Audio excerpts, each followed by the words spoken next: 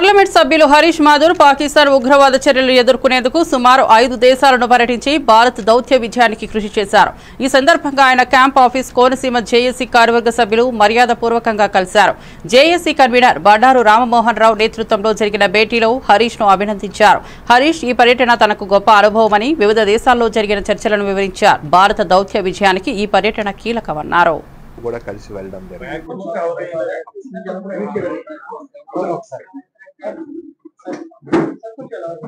దాని మీద రిటాలియేట్ అయ్యి మనం పాకిస్తాన్ వైపు మనము ఆపరేషన్ సింధూర్ లాంచ్ చేసాం. ఆపరేషన్ సింధూర్లోని కూడా మనము 9 టెర్రరిస్ట్ బేస్ క్యాంప్స్ ని మనం ఐడెంటిఫై చేసాం. మనం ఐడెంటిఫికేషన్ కూడా కాదు, యుఎన్ఎస్సి లోని ఐడెంటిఫై అయిన ఈ బేస్ క్యాంప్స్ ని వీటి మీద మెటిక్యులస్ గా ప్లాన్ చేసి వాటి మీదే దాడి చేసి ఎక్కడ కూడా ఎస్కలేషన్ అవ్వకుండా డిఎస్కలేషన్ మేనర్ లో చేయడం జరిగింది. కానీ దాన్ని పాకిస్తాన్ ఇంకో వేరే విధంగా దాన్ని ఇతర దేశాలకి తీసుకెళ్లారు మెసేజ్. వాళ్ళు ఏ విధంగా దాన్ని మాట్లాడారంటే, లేదు మా సివిలియన్ పాపులేషన్ మీద దాడి చేశారు, మిలిటరీ బేస్ క్యాంప్స్ మీద కూడా దాడి చేశారని చెప్పి. కానీ దాని తర్వాత వాళ్ళు ఎన్ని డ్రోన్స్ మన వైపు పంపించినా మనం ఓన్లీ డిఫెన్సివ్ గానే మనము పాత్ర పోషించాం, కానీ ఎక్కడా కూడా మనం అటాక్ మోడ్ లో మనం వెళ్ళలేదు. వాళ్ళు ఎన్ని దాడులు మన వైపు పంపించినాకనే దానికి సరైన జవాబు దాన్ని తిప్పికొట్టి మరి పంపించడం జరిగింది. అదే కాకుండా ఒక 3 రోజుల తర్వాత వాళ్ళు మిలిటరీ బేస్ క్యాంప్స్ ని కూడా మనము అటాక్ చేయడం జరిగింది. అప్పుడు కూడా మనం ఒకటే ఆలోచన పెట్టుకున్నాం, డీఎస్కలేషన్ లో ఉండాలి. మనం ఎక్కడ కూడా ఎస్కలేట్ చేయకూడదు, మనం సివిలియన్ పాపులేషన్స్ మీద అసలు ఎట్టి పరిస్థితుల్లో దాడి చేయకూడదని. ఈ మెసేజ్ మనము ఇండియాలోని ఎక్కడైనా సరే అందరికీ పూర్తిగా తెలుసు, కానీ ఇతర దేశాల్లోని ఒక్కొక్క వేరే అభిప్రాయాలు వచ్చాయి. దీనికి ఆపరేషన్ సింధూర్ భాగంగానే 7 టీంలు సుమారు 34 దేశాలకి పంపించడం జరిగింది. అన్ని టీంలు కూడా తిరిగి వచ్చినప్పుడు సక్సెస్ఫుల్ గా అన్ని చోట్ల వాళ్ళు వెళ్ళిన ప్రతి దేశంలోని కూడా వాళ్ళు మాట్లాడినప్పుడు వాళ్ళ రిప్రజెంటేటివ్స్ అయినా, థింక్ ట్యాంక్స్ అయినా, అక్కడ ఉన్న మీడియా అయినా సరే అడిగిన ప్రతి సమాధానానికి కూడా మనం ఘాటుగా దానికి రెస్పాండ్ అవుతూ వాళ్ళు అడిగిన ప్రతి అభిప్రాయం ఈ పాకిస్తాన్ తెలియజేసిన మెసేజ్ అన్నిటినీ కూడా వాళ్ళు మనతో అడగడం జరిగింది. మేము ప్రత్యేకంగా 7 బృందం మేము కలిసి వెళ్ళాం. అందులోని టీడీపీ తెలుగుదేశం నుంచి నేను, అలాగే మన కాంగ్రెస్ పార్టీ నుంచి, బీజేపీ నుంచి. శ్రీకాకుళం నియోజకవర్గం గార మండలం కొర్లా గ్రామంలో ఇల్లు పూర్తిగా కాలిపోయి సొరం కోల్పోయిన కొర్లాపు అప్పారావు కుటుంబానికి శ్రీకాకుళం నియోజకవర్గ మహిళా అధ్యక్షురాలు శ్రీమతి గొండు స్వాతి శంకర్ నిత్యావసర సరుకులు, బట్టలు, కూరగాయలు, బియ్యం బస్తాలు అందజేశారు. ఆపదలో అండగా నిలిచిన ఆమెకు గ్రామస్తులు కృతజ్ఞతలు తెలిపారు. ఈ కార్యక్రమంలో టీడీపీ నాయకులు, కార్యకర్తలు కూడా పాల్గొన్నారు. బాధిత కుటుంబానికి ఆదరణ కల్పించినందుకు పలువురు ప్రశంసలు వెల్లువెత్తించారు.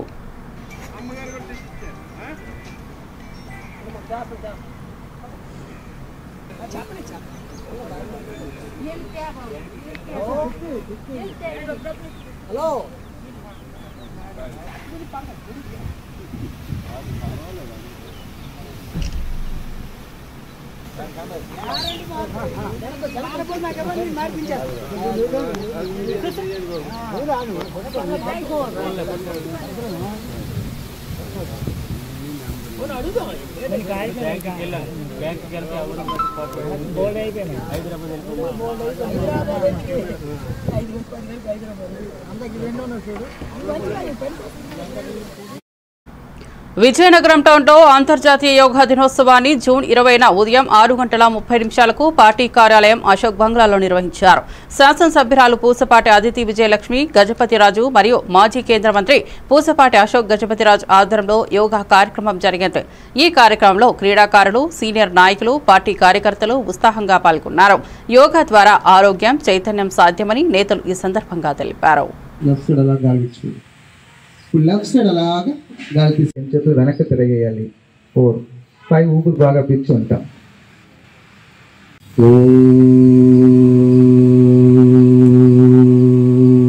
మన బంగ్లాలో చేయడం చాలా సంతోషం అనిపిస్తుంది. రేపు అంతర్జాతీయ యోగా దినోత్సవం సందర్భంగా మనం వైజాగ్ బీచ్ రోడ్లో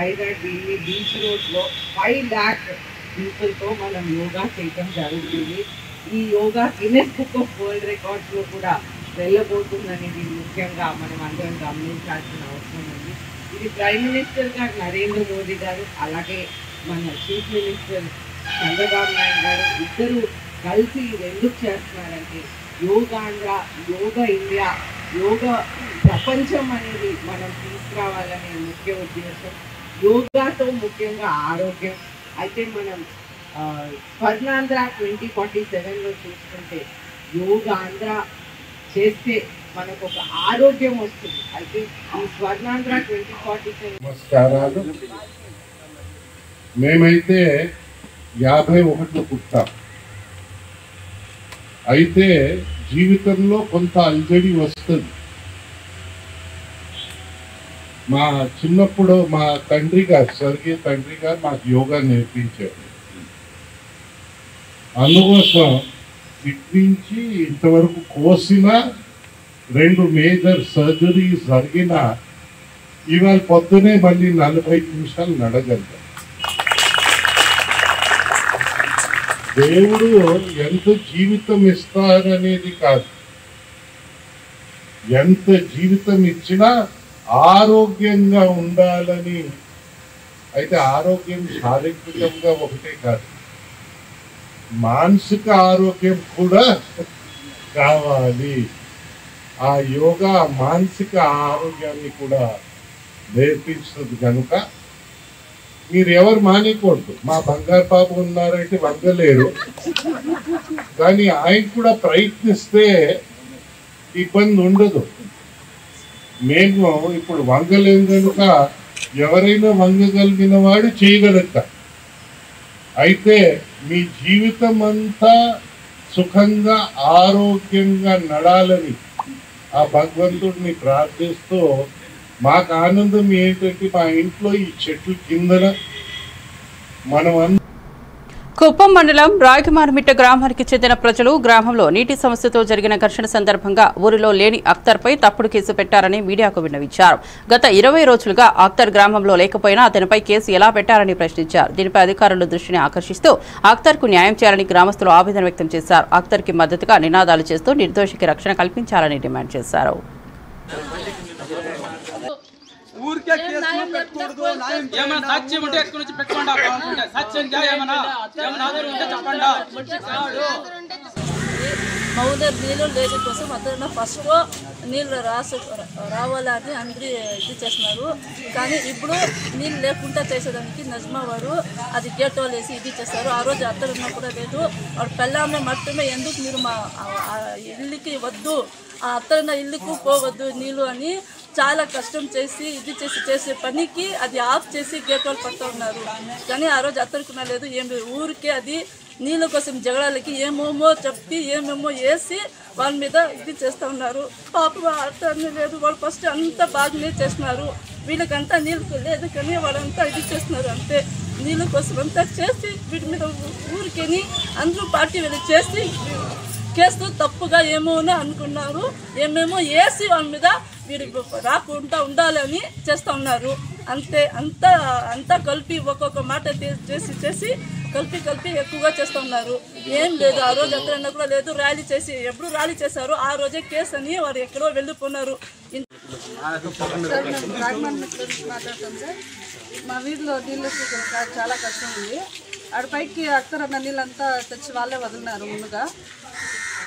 ఇప్పుడు వాళ్ళు గేట్ వాళ్ళు ఇప్పుడు డౌన్కి వెళ్తాయి నీళ్ళు అన్ని గేట్ వాళ్ళు పెట్టినందుకు అక్కర్ అని పెన్నాము అందరూ అని పెన్నాము. వాళ్ళు గొడవలు పెట్టుకున్నారు అంతే సార్. ఇంకేం లేదు. అక్కర్ అన్న వాళ్ళంతా ఎవరు లేరు సార్. నేను రాగమన్మిట్ట మాట్లాడుతాను. ఫరీద్ నా పేరు.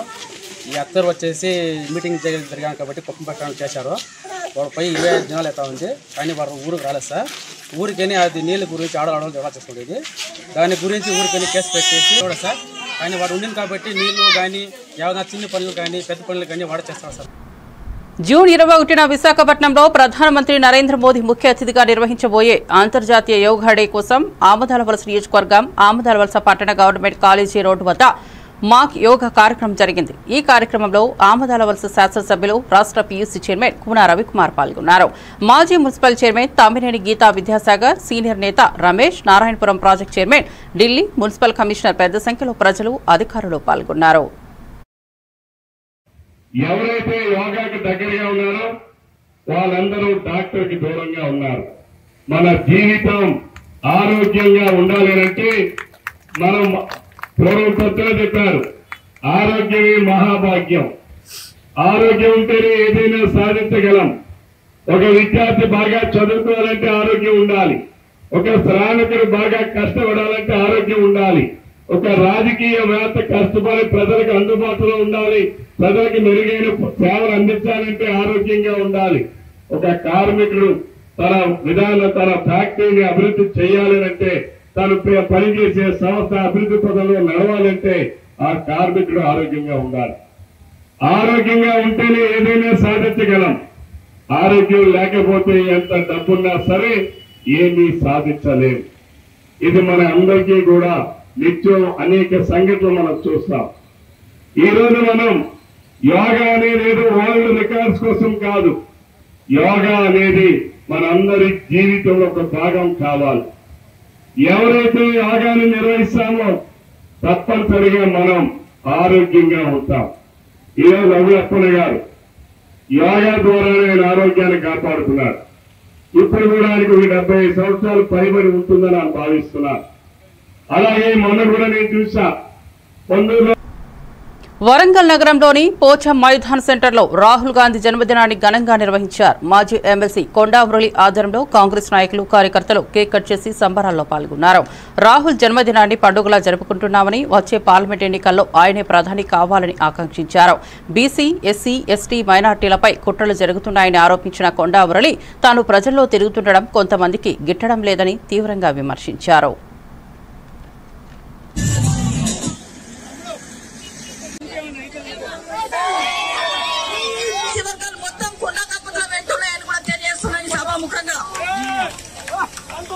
ఆమెకు చిన్నగా ఏది జరిగినా కానీ మేమందరం కూడా రోడ్డు మీదకి వస్తామని కూడా తెలియజేసుకుంటున్నాము. మరి రాహుల్ గాంధీ గారి 50వ జన్మదినం పురస్కరించుకొని మనం ఇక్కడ పండుగ చేసుకుంటున్నాం. ఎందుకంటే అది మన బాధ్యత. ఎందుకు అంటే ఆయనే ఒక బీసీ మహిళ నిలబడ్డది అని చెప్పగానే నేను ఆడికే పోతా, ఆడనే పాదయాత్ర చేస్తా అని ఆ రోజు ఎలక్షన్ లో ఇంటికి రావడం జరిగింది. కాబట్టి మనం గుర్తుగా ఉండవలసిన బాధ్యత ఉంది. మీరు అర్థం చేసుకోవాలి, అది మనం గుర్తుపెట్టుకోవాలి ఎవరైనా. మరి ఈరోజు కొంతమంది బీసీల మీద, ఎస్సీల మీద, అనాథ వర్గాల మీద మరి కుట్రలు చేస్తున్నారు. మీరు ఒక్కటే ఆలోచించండి. ఆ మధ్యలో కొండ ఊళ్ళు నిశ్శబ్దంగా ఉన్నాడు, బాగా తెలియదు. నిశ్శబ్దంగా ఉండి బయటకు వస్తే అది ఒక విస్ఫోటం. నేను ఈ 20 రోజుల బట్టి తిరుగుతుంటే కొంతమంది నాయకులకు పాపం తిరగలేదు. అగో ఏంది కొండముల్లి, మనం గది చెప్తీవి, పెరాలసిస్ వచ్చిందని చెప్తీవి, అని నడవలేదని చెప్తీవి అని మళ్ళా. పాలస్తీనా సంఘీభావ దినాన్ని పురస్కరించుకుని సిపిఎం పిలుపు మేరకు నార్సింగి గౌలిదొడ్డి ప్రాంతంలో అమెరికా రాయబార కార్యాలయం వద్ద వామపక్షాలు నిరసన చేపట్టాయి. ఇజ్రాయిల్ గాజాపై చేపడుతున్న బాంబు దాడులు నిలిపివేయాలని 50,000కు పైగా మృతులు అమాయక పాలస్తీనా ప్రజలే అని నేతలు ఆవేదన వ్యక్తం చేశారు. ఈ నిరసనలో పాల్గొన్న సిపిఐ నేతలను పోలీసులు అరెస్ట్ చేసి పోలీస్ స్టేషన్కు తరలించారు. భారత్ ఇజ్రాయిల్ భద్రతా సహకారాన్ని నిలిపివేయాలని, భారత్ పాలస్తీనా ప్రజలకు అండగా నిలవాలని వామపక్ష నాయకులు డిమాండ్ చేశారు.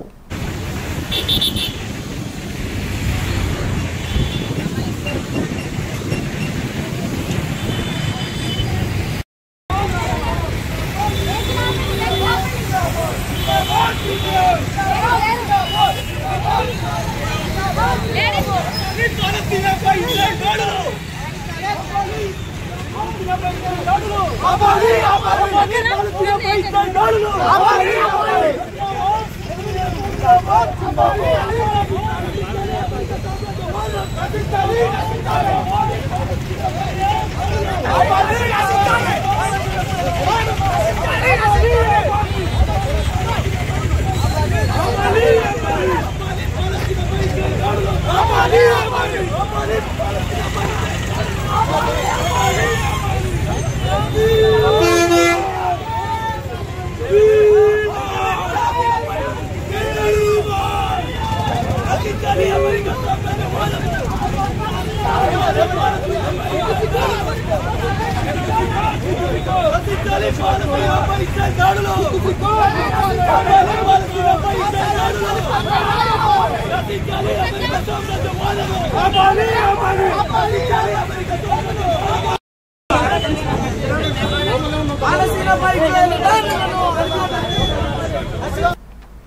రామారెడ్డి ప్రభుత్వ వైద్యాధికారి డాక్టర్ సురేష్ పై జరిగిన దాడిని ఖండిస్తూ వైద్య సిబ్బంది పెద్ద ఎత్తున ధర్నా చేపట్టారు. జూన్ 17 రాత్రి డాక్టర్ ఇంటిపై పాత ఉద్యోగి డీఈఓ రాజు మరియు Jukkal hospital junior assistant Subhash కలిపి దౌర్జన్యం చేశారు. ఈ ఘటనలో డాక్టర్ కు స్వల్ప గాయాలయ్యాయి.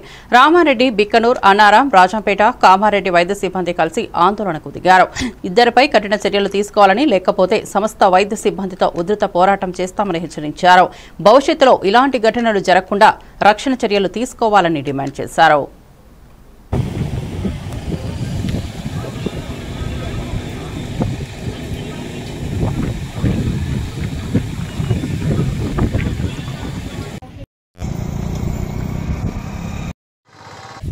చూపించే క్యారెక్టర్ రాజుది.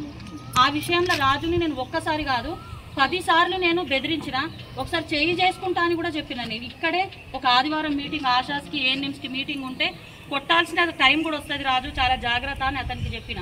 నేను చెప్పిన విషయంలో చాలా మంది ఉన్నారు, ఆయన వల్ల బాధపడ్డ వాళ్ళు కూడా చాలా మంది ఉన్నారు మన దగ్గర. ఎన్ఎంస్ కానివ్వండి, ఆశాస్ కానివ్వండి, ఈవెన్ డాక్టర్ మనకు పోయిన డాక్టర్, ఇంతకు ముందు పోయిన డాక్టర్ కూడా ఆయన సఫర్ అయిండు. ఇక వీటితో ఎందుకు అని వాడిని మంచిగా తల మీద పెట్టుకొని చూసుకుంటాం. కానీ రాజు అట్లా చేసిందంటే, సుభాష్ అట్లా చేసిందంటే బయట వ్యక్తి. సరే ఆయనకు ఆ భార్యతో ఏదో ప్రాబ్లం ఉంది, భార్యను భార్యకు ఆయన తండ్రి కాదు డాక్టర్, ఒక అన్న కాదు, ఒక చుట్టం కాదు, ఒక డాక్టర్గా ఆయన ఏం చెప్పాలా? అమ్మ నీ భర్త ఫోన్ చేస్తున్నాడు, మరి ఆయన ఏందో నువ్వు చూసుకో అని చెప్తారు, ఎవరికైనా అంతే చెప్తారు. కానీ నువ్వు వెళ్ళి కాపురం చేయనైతే ఎవరైతే చెప్పారు కదా, ఎవరేం చెప్పము. అది ఆయన కావాల్సుకొని మనసులో పెట్టుకొని ఈ సుభాష్ సార్ని డీగ్రేడ్ చేయడానికి ఇవ్వాలనే కాదు, గత 15 రోజుల నుంచి చాలా సత్తాయిస్తుండు, నాకు తెలుసు ఆ విషయం. అట్లా తెలిసి మనందరి సబ్ సెంటర్స్ మీదకి ఎవరెవరినో యూట్యూబ్ ఛానల్ ఆయననే మొత్తం ప్రతిరోజు ఆన్లైన్ మార్నింగ్ లేవగానే మనకు గ్రూప్స్లో పెట్టేది, ఈ పని చేయండి అని చెప్పేసి మనకు ప్రతిరోజు గుర్తు చేస్తుండే. అతనికి కాలు దెబ్బ తగిలినప్పుడు కూడా 2 ఆడపిల్లలు ఉన్నాడు, చిన్న ఉద్యోగస్తుడు, ఎట్లా బ్రతుకుతాడు అని 2 మంత్స్ ఇంట్లో కూర్చోబెట్టి జీతం ఇచ్చిండు. ఇదే రాజు ఇదే డాక్టర్ గురించి చాలా పిచ్చి పిచ్చి మాటలు స్టార్టింగ్లో మాట్లాడితే నేనే ఖండించిన. మనకు ఎవరి పర్సనల్ విషయాలు ఎవరి అవసరం లేదు. దట్టు సార్ ఆదిలాబాద్ నుండి రామారెడ్డి సెలెక్ట్ చేసుకొని వచ్చిండు అని అంటే ఇక్కడ మన లోపల మంచితనం ఎంతో కొంత తెలిసే ఇక్కడ పనిచేయడానికి వచ్చిండు కదా. అలాంటి వ్యక్తిగా చెప్పిన సార్ని అయితే అప్పుడే అప్రిషియేట్ చేసిండ్రు. మనం ఇంతకు ముందు ఉన్నప్పుడు అయితే పాత మెడికల్ ఆఫీసర్స్ ఉన్నప్పుడు చిన్న పనిని కూడా చాలా పెద్దగా మహేశ్వరం నియోజకవర్గంలోని జల్పల్లి మున్సిపాలిటీ పరిధిలోని క్యూబా కాలనీలో ఇళ్లపై భయాందోళనలో ఉన్న నివాసితులకు మాజీ మంత్రి ఎమ్మెల్యే శ్రీమతి సబితా ఇంద్రారెడ్డి అండగా నిలిచారు. ఇటీవల హైడ్రా అధికారుల నోటీసులపై స్పందిస్తూ కాలనీ పరిస్థితి స్వయంగా పరిశీలించి నివాసితుల ఆందోళనకు విన్నారు. అఖిల నివాసితుల ఇల్లు జీవనాధారం కావడంతో హైడ్రా చర్యలను ఖండించి న్యాయం చేయాలని ఎంఆర్ఓతో ఫోన్లో మాట్లాడి స్పష్టం చేశారు. జల్పల్లి మున్సిపాలిటీ 28వ డివిజన్లో నిర్మిస్తున్న సీసీ రోడ్ పనుల నాణ్యతపై కూడా ఆమె ఆదేశాలు ఇచ్చారు. కార్యక్రమంలో పార్టీ నాయకులు, ప్రజాప్రతినిధులు, కాలనీ వాసులు పాల్గొన్నారు.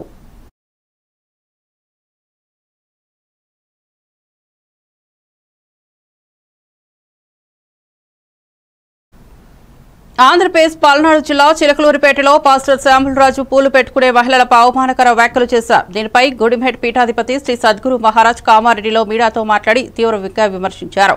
పాస్టర్ శ్యామలరాజు వ్యాఖ్యలు అవివేకానికి నిదర్శనమన్నారు. క్రిస్టియన్లలో కూడా మహిళలు పూలు పెట్టుకునే విషయాన్ని గుర్తు చేశారు. పవిత్ర బైబిల్ చదువుతామని చెప్పే ఇలాంటి పాస్టర్ల మహిళలపై అనుచిత వ్యాఖ్యలు చేయడం సిగ్గుచేటన్నారు. ప్రభుత్వమే చట్టపరమైన చర్యలు తీసుకోవాలని డిమాండ్ చేశారు. అసభ్యకరమైనటువంటి వాక్యాలు ఆడుతున్నారు. ఎవరైతే పూలను మెడలో వేసుకుంటారో, తలలో వేసుకుంటారో, ఆ పూలను వేసుకున్న వాళ్ళందరూ కూడా వేశ్యలే అని చెప్పడం జరుగుతుంది. ఆయన వీడియో కూడా మీకు దీంట్లో చూపిస్తారు. మరి సాలం రాజు గారు, మాకు ఏ పాస్టర్ పైన ద్వేషం లేదు, వ్యతిరేకత లేదు, ఎవరి భక్తి వారిది, మీ ధర్మం మీది, మా ధర్మం వారి. కానీ సనాతన ధర్మం పైన, హిందూ బంధువుల పైన మీరు ద్వేషాన్ని చూపించడం అది సరి అయినటువంటిది కాదు. ఎప్పుడైతే మీ అమ్మగారు కూడా పూలని వేసుకున్నారు తలలో, మీ అమ్మమ్మ వేసుకున్నారు, నానమ్మ వేసుకున్నారు, మరి ఈ పూలందరూ అదేవిధంగా క్రైస్తవ మతంలో పెళ్లిళ్లకు, ఫంక్షన్లకు చాలా మంది పూలు వేసుకుంటారు. మరి అలాంటి వాళ్ళు వేసుకున్న వాళ్ళందరూ కూడా వేశ్యలే అంటే మరి నువ్వు ఎవరికి జన్మించావు, వేశ్యకు జన్మించావా అనేది నీకే వదిలేస్తున్నాం, నీ జ్ఞానానికే వదిలేస్తున్నాం. ఆలోచించుకో మరి ఎవరికి జన్మించావనేది. కానీ సనాతన ధర్మంలో కూడా, హిందూ ధర్మంలో కూడా పంచమాంగళ్యం అని ఉంటుంది. అందులో పూలను ధరించడం కూడా ఒక భాగమే. మంగళసూత్రము, పుస్తెమట్టెలు, బొట్టు ఏదైతే ఉందో అదేవిధంగా పూలు కూడా. ఈ పూలను ఎవరైతే వేసుకుంటారో వాళ్ళందరూ కూడా వేశ్యాలనడము అది సరైనటువంటిది కాదు. కాబట్టి ఇకనైనా ఈ బుద్ధిని మార్చుకో. గడ్డి తిన్న గోధుమ కూడా ఇలాంటి అసభ్యకరంగా ప్రవర్తించదైతే నువ్వు అన్నం తింటున్నావు, ఓ బుద్ధి జ్ఞానం ఉన్నది, ఓ బోధనలు చేస్తున్నావు. మరి ఆ బోధనలు బాధలు కలిగించే బోధనలు చేస్తే నువ్వు పాస్టరు కాదు, చెత్త విలువ అజ్ఞాని అంటారు నిన్ను. కాబట్టి ఓ హిందూ బంధువులారా, ఇలాంటి విధవలు ఉన్నంత వరకు ఇక్కడ ధర్మం గురించి చిన్న భిన్నం చేయడం జరుగుతుంది. కాబట్టి ఈ విధవ ఎక్కడ కనిపించిన వారికి ఓ చెప్పుల దండ, అవును వారికి చెప్పుతో కొట్టడమే వీరికి గుణపాఠం. కాబట్టి వీడు ఎక్కడ కనిపించినా రైతులను నిలువు దోపిడీ చేస్తున్న కాంగ్రెస్ ప్రభుత్వంపై మాజీ ఎమ్మెల్యే భూపాల్ రెడ్డి తీవ్ర ఆగ్రహం వ్యక్తం చేశారు. 2024లో ఖరీఫ్, రబీ పంటలు రైతు బంధు డబ్బులు ఇప్పటి వరకు జమ చేయకపోవడం దారుణమన్నారు. ఇప్పుడు స్థానిక సంస్థల ఎన్నికల నిమిత్తం ఒకే పంటకు సంబంధించి డబ్బులు ఇవ్వడం రాజకీయ ప్రయోజనాల కోసమేనని అన్నారు. మిగిలిన 2 పంటల రైతు బంధు మొత్తాన్ని వెంటనే రైతుల ఖాతాలో జమ చేయాలని డిమాండ్ చేశారు. ప్రజలు ఈ అన్ని విషయాలను గమనిస్తున్నారని, రానున్న ఎన్నికల్లో కాంగ్రెస్ ప్రభుత్వానికి తగిన బుద్ధి చెబుతారని హెచ్చరించారు. డబ్బులని కూడా ఇవ్వకుండా అట్లనే ఆపి ఎలక్షన్ సందర్భంలో ఇచ్చి మన ఓటు వేసుకొని మనకు మోసం చేసిండ్రు. మళ్ళీ ఇస్తారు కదా అని మనం ఎక్స్పెక్ట్ చేసినాం. 2 పర్యాలు మనకి ఇవ్వలేదు. తర్వాత ఇప్పుడు కూడా పంచాయతీరాజ్ ఎన్నికలు ఉన్నాయి, మున్సిపల్ ఎన్నికలు ఉన్నాయి, అదే మాదిరిగా జడ్పీటీసీ ఎన్నికలు ఉన్నాయి. కాబట్టి ఆ ఎన్నికలను దృష్టిలో పెట్టుకొని అందరికీ ఇస్తారు. ఈసారి మనం మోసపోతే కనుక వీళ్ళు మాకు రైతు భరోసా ఇచ్చిందని చెప్పేసి మోసపోతే కనుక అది కూడా 7,000 ఇస్తామని 6,000 ఇస్తారు. మోసపోతే కనుక మనకు భవిష్యత్తులో మనకి ఇక రైతు బందే రాదు. ఇప్పుడు మనం చేయాల్సింది ఏంటంటే రైతులందరం కూడా కాంగ్రెస్ పార్టీకి గుణపాఠం చెప్పాలి. బిడ్డ మీరు మాతో ఆటలు ఆడుకుంటే రేవంత్ రెడ్డి నీ తోడుకలు తీస్తాం, ఈ ఎలక్షన్లో నీకు బరాబర్ బుద్ధి చెప్తాం. మేము టీఆర్ఎస్ కోటేస్తే నువ్వు చేసింది తప్పని నీకు అర్థమవుతుంది. కాబట్టి మేము ఆ రకంగా టీఆర్ఎస్ కోటేసి బుద్ధి చెప్తాము. అప్పుడు బుద్ధి చెప్తేనే నీకు బుద్ధి వచ్చి నువ్వు ఇవ్వగలుగుతామని చెప్పేసి మనము ఓటు టీఆర్ఎస్ పార్టీకి వేయాలి, కాంగ్రెస్ని పొందబెట్టాలని చెప్పేసి నేను రైతులందరూ కూడా, ఈ రాష్ట్రంలో ఉన్న రైతులందరూ కూడా డిమాండ్ చేస్తున్నా. రేవంత్ రెడ్డి పచ్చి మోసగాడు. మరి వాళ్ళు ఎన్నెన్నో రకాలుగా మాట్లాడారు. అగ్రికల్చర్ ఇంప్లిమెంట్స్ కు డబ్బులు ఇస్తామన్నారు. అగ్రికల్చర్ ఇంప్లిమెంట్స్ లో పెద్ద అవినీతి. ఏదైతే ఇంప్లిమెంట్ కాస్ట్ ఉందో దానికంటే కాస్ట్ ఎక్కువ పెట్టేసి నాసి రకమైన ఇంప్లిమెంట్ ఇచ్చుకుంటూ మరి ఆ సబ్సిడీలు కూడా వాళ్ళే కొట్టేస్తారు. అవి ఇస్తామంటే కూడా తీసుకుంటే ఎవరు లేరు. ఎరువులకు సబ్సిడీ ఇస్తామన్నారు, విత్తనాలకు సబ్సిడీ ఇస్తామన్నారు, విత్తనాలకు కూడా సబ్సిడీ ఇవ్వలేదు. కాబట్టి ఈ కాంగ్రెస్ పార్టీ ఇన్ని అవకతవకలకు రైతులకు అన్యాయాలకు పాల్పడుతుంది. కాబట్టి ఈ కాంగ్రెస్ పార్టీకి బుద్ధి చెప్పాలంటే ఈ స్థానిక సంస్థలే సరైన తరుణము. మీరు బీఆర్ఎస్ పార్టీకి కారు గుర్తు కోటేసి కాంగ్రెస్ పార్టీని చిత్తు ఓడించి దాన్ని భూస్థాపితం చేస్తేనే మాకు భవిష్యత్ అనేది ఉండదని కాంగ్రెస్ కనువిప్పై మనకు. అత్తాపూర్ పిల్లర్ నెంబర్ 198 వద్ద ఘోర రోడ్డు ప్రమాదం చోటు చేసుకుంది. ఓ కుటుంబం 2-వీలర్పై ప్రయాణిస్తుండగా బైక్ అదుపు తప్పి రోడ్డుపై పడిపోయింది. అదే సమయంలో వేగంగా వచ్చిన ఆర్టీసీ బస్సు మహిళ పైనుంచి దూసుకెళ్లడంతో ఆమె అక్కడికక్కడే మృతి చెందారు. భర్త, కుమారుడు స్వల్ప గాయాలతో బయటపడ్డారు. సమాచారం అందుకున్న అత్తాపూర్ పోలీసులు ఘటనా స్థలానికి చేరుకుని మృతదేహాన్ని పోస్టుమార్టం నిమిత్తం ఆసుపత్రికి తరలించారు. కేసు నమోదు చేసి దర్యాప్తు ప్రారంభించారు. మరిన్ని వివరాలు తెలియాల్సి ఉంది.